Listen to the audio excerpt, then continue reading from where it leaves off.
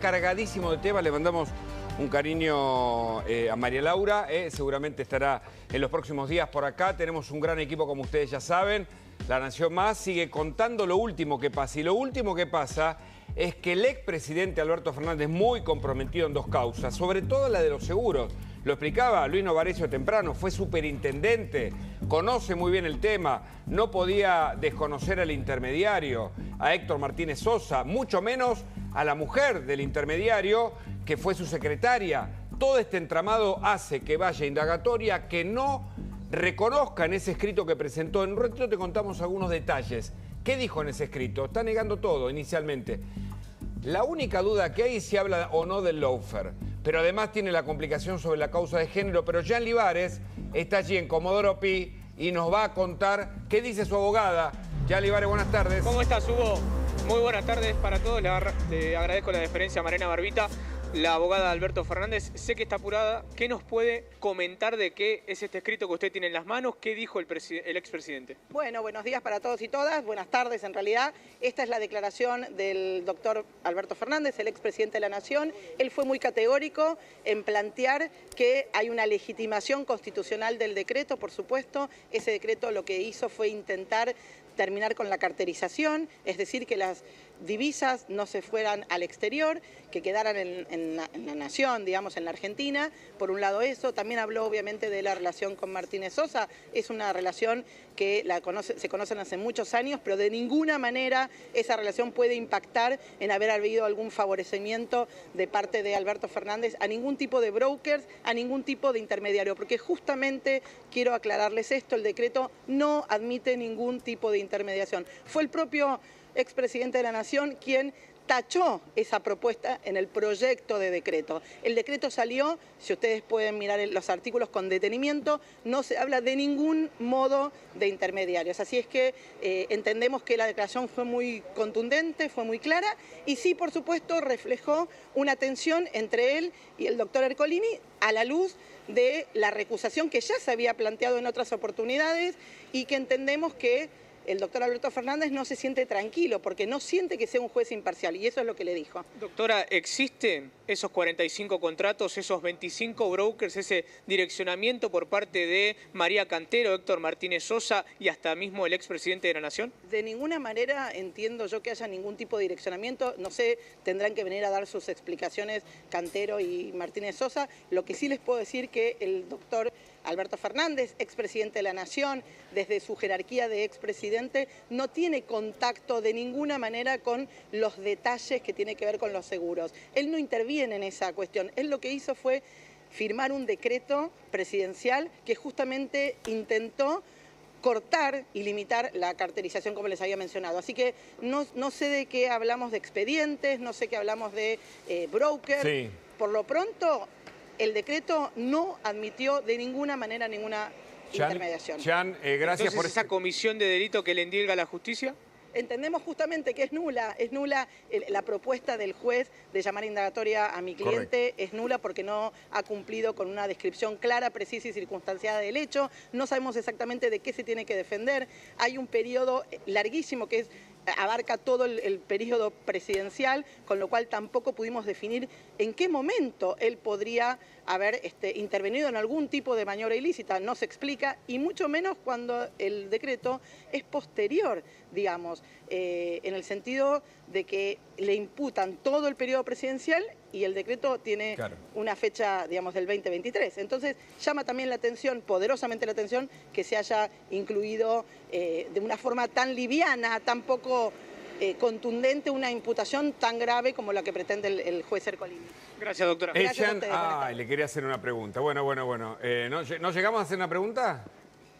Jean, bueno. No hubo porque se estaba yendo, pero no hay ningún problema. Por lo menos fue... Okay, igual. Había hablado antes con la prensa, la pudimos sostener 2 minutos más. Está muy bien, Jean, está muy bien. Yo lo que le quería preguntar, y te lo digo a vos, porque aunque ella no pueda responderle, es un elemento, es un enunciado que está presente y que es el siguiente. Las fuentes de la investigación, las fuentes judiciales, no cualquier fuente, un comentarista, dicen que hay elementos suficientes no solo para llamarlo indagatoria, sino además eventualmente para llegar a un posible procesamiento. ¿Y cuáles son algunos de los datos que surgen de la causa? Te lo cuento de paso, Jean, seguramente vos lo sabés. Por ejemplo, llamadas telefónicas Por ejemplo, contacto entre ellos. Es obvio que la abogada del doctor Alberto Fernández va a decir que él es inocente. Es como obvio, si vas a cualquier cárcel hoy y le preguntás a todos, todos son inocentes. Eso está recontra claro y también está la posibilidad de defenderse y de ser indagado, cosa que, fíjate que él no hace, no responde preguntas en la indagatoria, que es su instancia de defensa. ¿Sabes qué hace con el escrito? Señalar las irregularidades en el proceso, es decir, se mete en un tecnicismo para tratar de invalidar cualquiera de las pruebas en su contra. Ahora, más allá de los elementos, está claro, él tiene una secretaria que es la esposa del hombre que articulaba el tema de Nación Seguros con las empresas privadas. Y hay desvíos millonarios en el medio. Obviamente el juez Ercolini, que además fue compañero de Alberto Fernández, pero después Alberto Fernández quedó afuera de la cátedra, creo que es el titular o el adjunto de la cátedra donde trabajó el expresidente. Eso no lo invalida, y también la justicia lo dijo, no lo invalida para instruir esta y otras causas como bien ha hecho en causas de corrupción. Así que bueno, interesante igual escuchar el planteo y el escrito, y me parece, Jan, si no nos equivocamos tanto y las fuentes no dicen lo contrario, los elementos indicarían que están más cerca de un posible procesamiento que de un sobreseimiento o falta de mérito. Sí, Gabriel, buenas tardes, Hugo. Bien. Un detalle clave también, porque la estrategia está clara, la estrategia de Alberto Fernández es ir en contra de que... A ver, la principal prueba que hay en su contra es que firmó un decreto que obligó a todos los organismos estatales a firmar, a sacar seguros con Nación Seguros. Muy bien. Lo que dice Alberto Fernández es, ese decreto no significa que le dé un beneficio a los intermediarios, no significa que beneficie a Martínez Sosa. Y es amigo mío, pero yo no hice nada.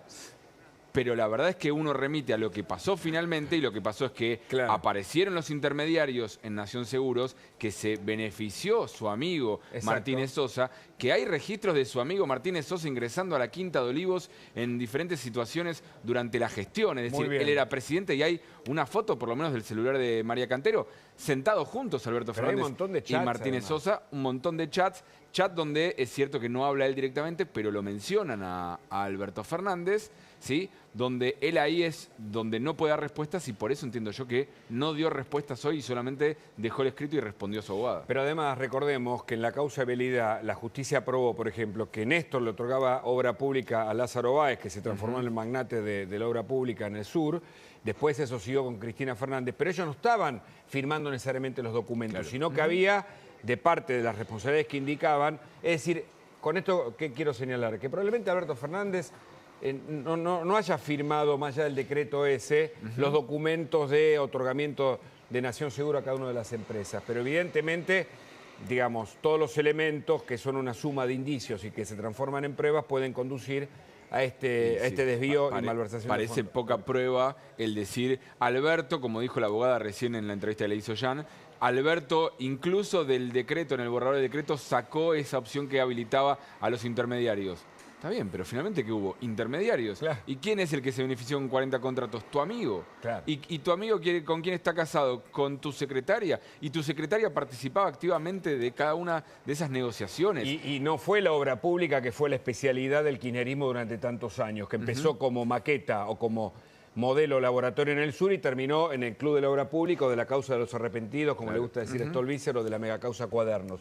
Sino que es el tema seguro, justamente la expertise del expresidente que fue superintendente en ese tema.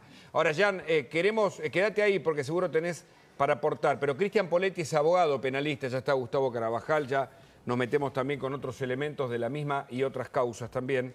Cristian Poletti, ¿cómo va? Buenas tardes. Hola Hugo, ¿cómo va? Un gusto saludarte. Igualmente, tanto tiempo. Vos que seguís el derrotero de las causas, siempre tenés una mirada desde la técnica del derecho y por otro lado de algo que más tiene que ver con el sentido común en este caso, ¿no? ¿Qué pensás?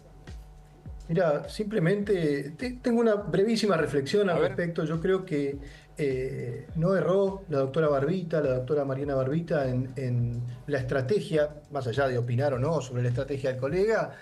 Digo, es una causa compleja, una causa con una imputación bastante específica. Ella ha dicho recién, no sabemos de qué se lo acusa. Bueno, yo creo que más allá de los dichos de la defensora, lo que sí han hecho ellos como movimiento defensista es aportar un escrito. ¿Cuándo se aporta un escrito? Cuando la imputación es compleja, cuando la imputación es importante, cuando es grande. Entonces, para evitar que la persona olvide las circunstancias que hacen a su derecho de defensa, se lo presenta por escrito. Y miren ustedes la particularidad del acto de la indagatoria, que no ha contestado preguntas del fiscal ni del juez, simplemente ha abierto sus respuestas a las inquietudes de la defensa.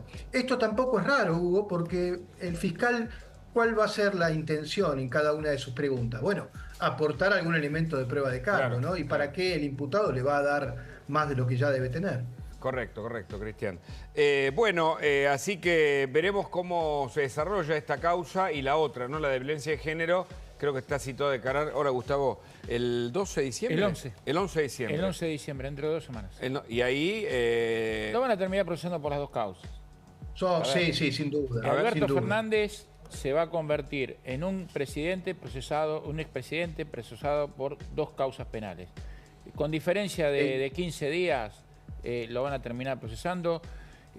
Hay elementos de prueba para lo que requiere esta instancia del proceso para dictarle un procesamiento. No va a ir preso, no le van a dictar la prisión preventiva, se ajustó siempre a derecho, es una persona pública. Ya toda la prueba, no hay riesgo procesal, no hay riesgo de entorpecimiento de la investigación.